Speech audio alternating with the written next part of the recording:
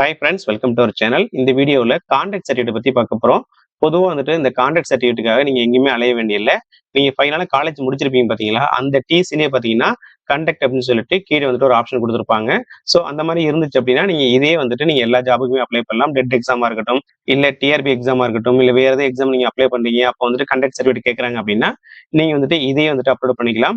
In case உங்களுக்கு அந்த option இல்லைன்னா, உங்களோட டிசியில் வந்துட்டு அந்த கண்டக்ட் அப்படிங்கிற ஒரு ஆப்ஷன் இல்லை அப்படின்னா அப்போ மட்டும் தான் வந்துட்டு உங்களுடைய இன்ஸ்டிடியூஷன்ல போயிட்டு நீங்க வாங்குற மாதிரி இருக்கும்.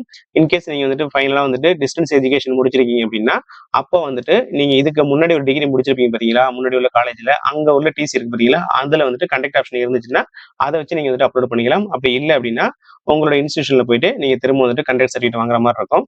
ஸோ மோஸ்ட்லி பாத்தீங்கன்னா உங்க எல்லாருக்குமே வந்துட்டு டிசியில் வந்துட்டு அந்த கண்டக்ட் அப்படிங்கிற ஆப்ஷன் இருக்கும்.